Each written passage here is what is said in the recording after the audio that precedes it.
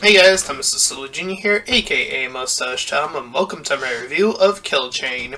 Now, before I can begin my review, if you happen to enjoy this review, then please feel free to like, comment, and subscribe. Also, make sure to check out the link in the description. The second one, it will head you over to my Patreon page. Any donations are desperately needed. So let's talk about Kill Chain, the second Nicolas Cage movie I've seen back-to-back after Primal.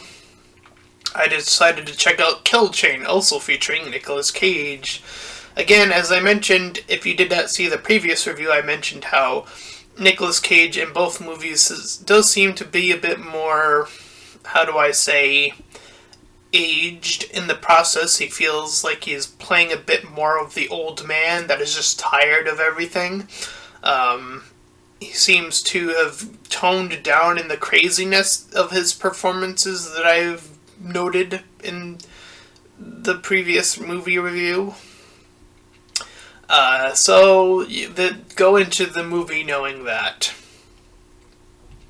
So anyways, we begin with following this car for a bit, and these two guys are like looking around. We see that there is this bloody woman in red. We'll call her the lady, the red. We'll just call her Red, for simplicity's sake. Meanwhile, Nicolas Cage's character, I don't actually know what his character's name is, so I'll shorten his name and I'll just call him Nick. Holds the two people that are invading his little bar, and he gets ready to tell them a story. So this is a flashback movie with a lot of interjection of characters that don't really have either names or anything of that nature. So we followed this bald man, who we'll way later on learn his name is Franco, who's beginning this setup to snipe out some other individual. We see that his daughter is calling him and that he is been out of the loop for 5 years. That is what he's been doing, has been killing the baddies, or, I guess accordance to him, or whoever hires him, etc., etc. He does see that there are some strippers that get in the way, or get into the zone, the hot zone, as it were, so he manages to call one in, has her undressed, pays her to essentially go over to the other side where he sees this other sniper and check it out. So she does so. So the stripper, once she gets to the other side, is killed immediately by the other sniper named Franchise. We learn that the old man's name is Penn, I think, who calls his daughter back at the pit of being stuck where he is because the sniper has him locked down. He feels the need to eventually hope that the daughter can forgive him and not really fully explain what he does at all. But after that, after he sort of hides underneath the bed and gets shot a bit, the other sniper gets stopped by these two FBI agents who find the payment that he was paid for doing said job, and while he's in the car, he keeps trying to turn the two FBI agents on against each other. They do so after one of them kills the sniper guy, and the two FBI agents go after killing each other, learning that they can barely trust each other anymore. So, another one is killed. So he goes, the remaining character goes to this woman who he's making love to, or like making out with, I should say, while she is also being hunted down by this woman in a fur coat from the outside, who has brought others with her to take out this other girl, this hooded girl, and she runs away. While the other guy, the sniper, holds them off, and he dies too, off screen. So she goes off into the streets and finds a person with a van and then holds him hostage, pays him, and proceeds to head out. So this woman who we are now following is the woman in red, or just red for simplicity's sake, who ends up finding Nicolas Cage's character, who I mentioned I will just be calling Nick. So he offers her a room and for a little extra money he quickens the process, offers up a few drinks. She kind of gauges that he is a violent man based on his scars.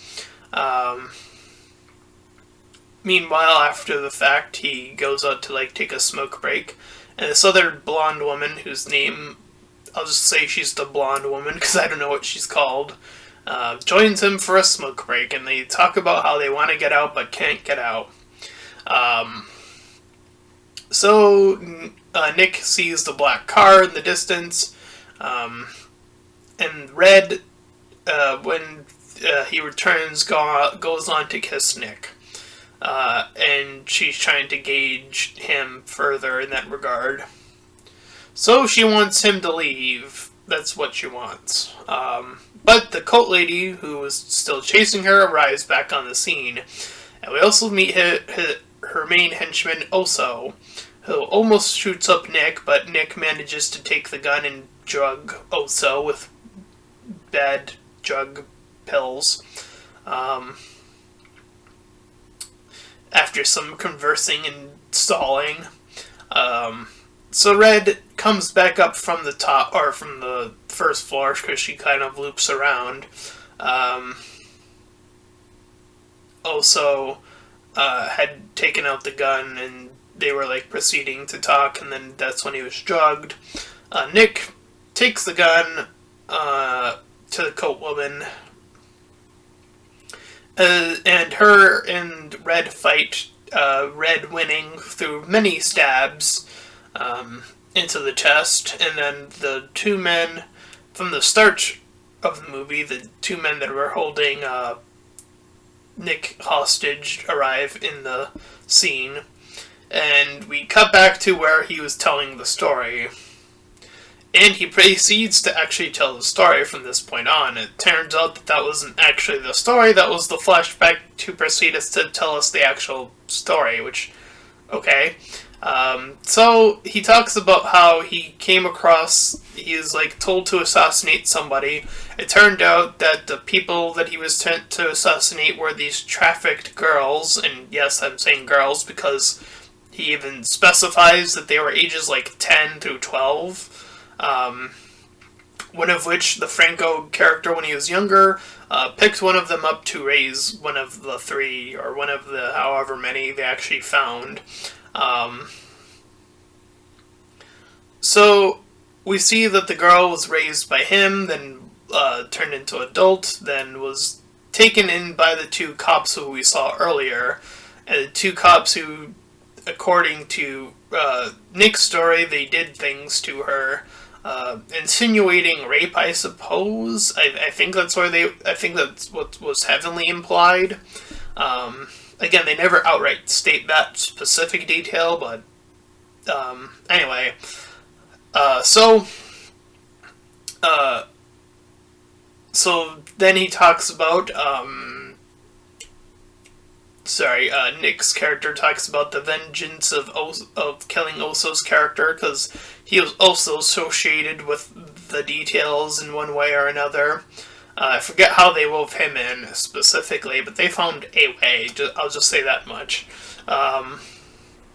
Thus, the Red attacks from above, Nick attacks from below. They try to gun out the other two.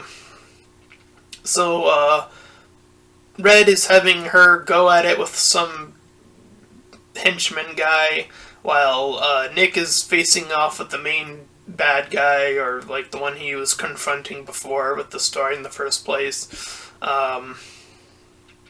They both run out of bullets, Red and this other henchman guy. He brought a backup gun, but she brought a knife, I guess. But Nick continues to hunt down the other guy, the main one, and shoots him down. The other guy, the henchman, gets ready to fire. He does so, but the gun that he used was messed with earlier. I forget where Nick does this in the movie, but he messes with the gun so that it would fire back on the wielder. So it ends up killing the guy. Like the I think it's called the hammerlock. I'm sorry, I'm not too familiar with gun parts. It jabs into his eye, and that kills him. So Nick joins Red after the fact, and then he sort of just lets her leave, and then finds Franco, the old man, as I mentioned, as he dies, as his dying breath, because he was shot even underneath the bed. He proceeds to tell of his daughter, who he wants, essentially, Nick's character to protect. Nick, in proceeding, seeing that he's dying, he does a mercy killing, essentially, and then proceeds to call Franco's daughter, and that's the end of Kill Chain. There is indeed a kill chain. There are varying stories. The characters are very well not defined. This is just very much a basic, this person shoots this person for X reason, and you kind of get some reasoning here and there, but the characters themselves are sort of just blank slates, unfortunately. As I mentioned, Nick's character, I don't even know if he had a name. I think they credit his name in the credits, but I didn't even catch what it was, unfortunately. So yeah, there's that to consider. Some of the action is pretty good. Some of the level up, or I should say not level up, but like the sense of escalation, that's the phrase I want to use, in terms of what they go to, the trafficking, specifically as he's actually telling this actual story. That's probably where, like, everything sort of meshes together as best as it can. And I'm not saying it's a complete justification, but I feel like it does an okay job at, like, kind of gluing some aspects together.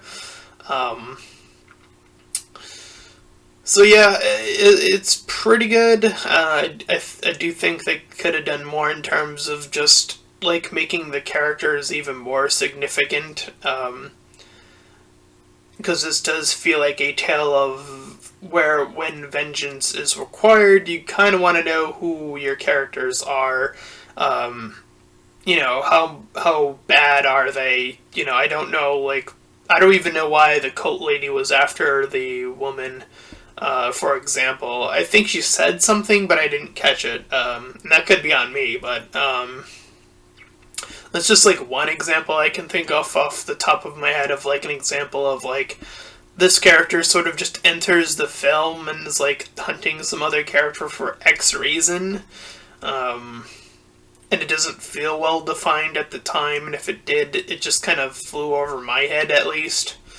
I'd give the movie, and considering the action was okay enough, I suppose, like, a 5 out of 10, like, and some of the glue is, like, there, but it's, like, sort of, like, still, like, needed a little bit more there. So that's my review of Killjoy. So once again, if you enjoyed this review, then please feel free to like, comment, and subscribe. Also make sure to check out those links in the description. One will head you over to my Discord server, the other to my Patreon page. Any donations are greatly appreciated, and until next time, everyone, bye-bye.